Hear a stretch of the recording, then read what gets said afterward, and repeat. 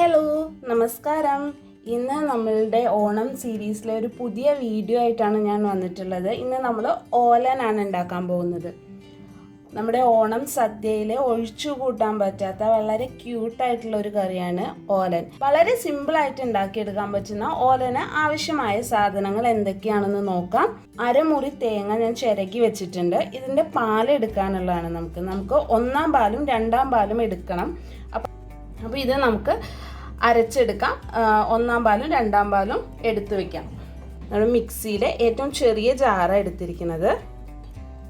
അപ്പോൾ ആദ്യം നമ്മൾ അരച്ചെടുക്കുമ്പോൾ അധികം വലിയ വെള്ളം ചേർക്കണ്ട. ഇത് തന്നെ അരച്ചിട്ട് ഇതിൻ്റെ മാക്സിമം നല്ല സത്തുള്ള പാലെടുക്കുക.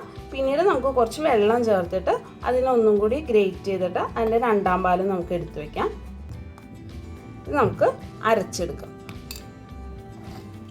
ഇനി നമ്മളിവിടെ എടുത്തിരിക്കുന്നത് കുമ്പളങ്ങയാണ്. കുമ്പളങ്ങ ചെറിയ പീസുകളായിട്ട്, വളരെ ചെറിയ പീസുകളായിട്ട് എല്ലാം തന്നെ അരിഞ്ഞെടുത്തിട്ടുണ്ട്. ഇതൊന്ന് വേവിച്ചെടുക്കണം. ഇത് നമുക്ക് പുറത്ത് നമ്മുടെ സാധാ ഒരു അടി കട്ടിയുള്ള ഒരു പാനിൽ നമുക്ക് വേവിച്ചെടുത്താൽ മതി. ഇത് വേവിക്കുന്നത് നമ്മൾ എടുത്തു വെച്ചിട്ടുള്ള രണ്ടാം പാലോട് കൂടിയിട്ടാണ്. രണ്ടാം പാലൊഴിച്ചാണ് നമ്മൾ ഈ കുമ്പളങ്ങ വേവിച്ചെടുക്കുന്നത്. അപ്പം 200 ഗ്രാമോളം കുമ്പളങ്ങ ചെറിയ പീസുകളായിട്ട് നമ്മൾ മുറിച്ചെടുത്തിട്ടുണ്ട്. പിന്നെ ഇനി നമുക്ക് വേണ്ടത് വൻപയറാണ്. ഇത് ഞാൻ ഇന്നലെ സോക്ക് ചെയ്യാൻ വെച്ചിട്ടുള്ള വൻപയറാണ്. നന്നായിട്ട് കുതിർന്ന് കിട്ടിയിട്ടുണ്ട്. അതുകൊണ്ട് തന്നെ കുക്കറിൽ ജസ്റ്റ് ഒരു വിസിൽ വരുന്നവരെ നമ്മൾ വേവിച്ചെടുത്താൽ മതി. ഒരുപാട് ഉടഞ്ഞു പോകരുത്. അപ്പോൾ അതനുസരിച്ച് വേവിച്ചെടുക്കുക. ഇത് വേവിക്കാൻ വേണ്ടിയിട്ട് നമുക്കൊരു കുക്കർ എടുക്കാം. അപ്പോൾ നമ്മൾ കുക്കർ എടുത്ത് വെച്ചിട്ടുണ്ട്. കുക്കറിലേക്ക് നമ്മൾ കഴുകി സോക്ക് ചെയ്തിട്ടുള്ള നമ്മുടെ പയർ ചേർത്ത് കൊടുക്കുക. ഇതൊരു 100 ഗ്രാമിൻ്റെ അടുത്തേ ഈ പയർ വരുന്നുള്ളൂ. വളരെ കുറച്ച് മാത്രം ഉപ്പ് ചേർത്ത് കൊടുക്കാം. പച്ചമുളക് നമുക്കൊന്ന് കീറിയിട്ട് കൊടുക്കാം. ഒരു പച്ചമുളകാണ് ഞാൻ ഇതിൽ ചേർക്കുന്നത്. കുറച്ച് കറിവേപ്പിലയും ചേർത്ത് കൊടുക്കാം. ആവശ്യത്തിന് വെള്ളം ചേർത്ത് നമുക്കൊന്ന് വേവിച്ചെടുക്കാം. വളരെ കുറച്ച് വെള്ളം മാത്രം ചേർക്കുക. അതായത് ഈ പയർ ഒന്ന് വെന്ത് കിട്ടാൻ ആവശ്യമായ വെള്ളം മാത്രം ചേർക്കുക. കാരണം നമുക്ക് ഇതിലേക്ക് തേങ്ങാപ്പാൽ ചേർക്കാനുള്ളതാണ്. ഒരുപാട് ലൂസായി പോവാതെ അത്യാവശ്യം ഒരു കുറുക്കായിട്ടുള്ള ഒരു ഓലൻ ഉണ്ടാക്കിയെടുക്കാൻ വേണ്ടിയിട്ടാണ്. അപ്പോൾ അധികം വെള്ളം ചേർന്ന് കഴിഞ്ഞാൽ വളരെ ലൂസായി പോകും. അപ്പം അത് ഒഴിവാക്കാൻ വേണ്ടിയിട്ട് ഇത് പയർ വേവാൻ വേണ്ടി മാത്രമുള്ള വെള്ളം നമുക്ക് ചേർത്ത് കൊടുക്കാം. അപ്പോൾ വൻപയർ നമുക്ക് വേവിച്ചെടുക്കാം.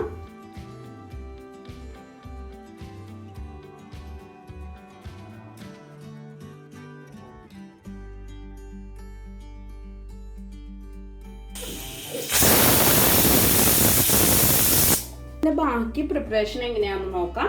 പാൻ വെച്ച് കൊടുക്കാം. ഇതിലേക്ക് നമ്മളുടെ കുമ്പളങ്ങ ചേർത്ത് കൊടുക്കാം.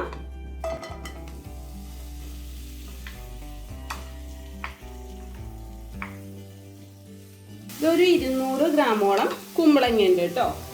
എരിവിന് ആവശ്യമായിട്ടുള്ള മുളക് ചേർത്ത് കൊടുക്കാം. ഞാനിവിടെ 2 മുളകാണ് ചേർത്ത് കൊടുക്കുന്നത്.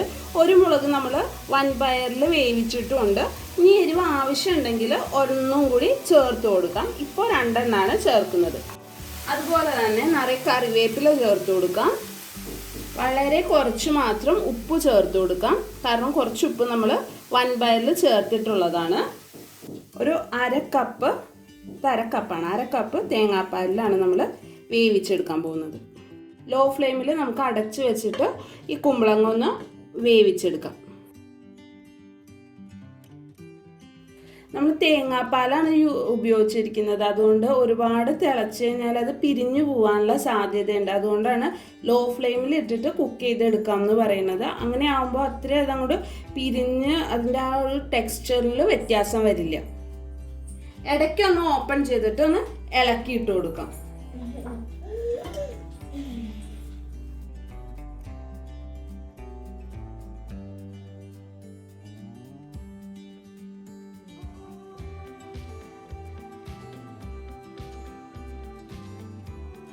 അപ്പോൾ നമ്മുടെ കുമ്പളങ്ങ ഒരു പകുതി വേവായിട്ടുണ്ട്. ഇനി നമുക്ക് ഇതിലേക്ക് നമ്മൾ നേരത്തെ വേവിച്ച് വെച്ചിട്ടുള്ള നമ്മുടെ വൻപയർ ചേർത്ത് കൊടുക്കണം.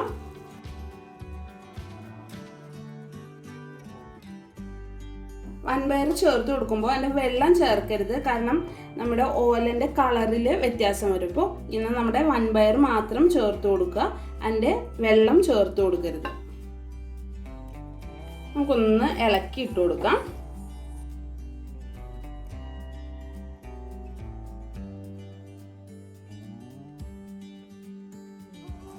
ഒന്ന് മൂടി വെച്ച് വേവിച്ചെടുക്കാം.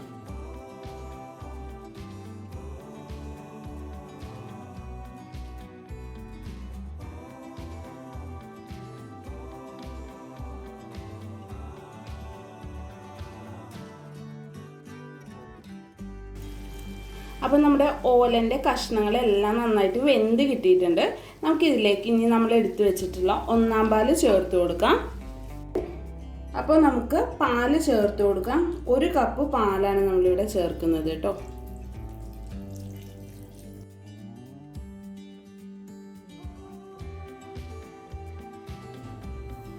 ഇപ്പം ഈ ചട്ടിയുടെ ചൂടിൽ തന്നെ ഇതൊന്ന് നമുക്ക് വെന്ത് കിട്ടിക്കോളും. നാട്ടിലൊക്കെ ആണെങ്കിൽ കലച്ചട്ടിയിലായിരിക്കും ഉണ്ടാക്കുക. അപ്പോൾ നല്ല ചൂടുണ്ടാവും, നന്നായിട്ട് ചൂടിരിക്കുകയും ചെയ്യും. നമുക്കിവിടെ കലച്ചട്ടി അവൈലബിൾ അല്ല, അതുകൊണ്ടാണ് നമ്മൾ അടി കട്ടിയുള്ള ഒരു പാത്രത്തിൽ ഇതുണ്ടാക്കുന്നത്. അപ്പോൾ ഇത്രയേ ഉള്ളൂ ഓലൻ്റെ പ്രിപ്പറേഷൻ.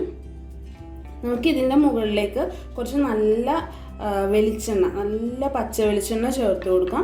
അതേപോലെ തന്നെ കുറച്ച് കറിവേപ്പിലയും ചേർത്ത് കൊടുക്കാം.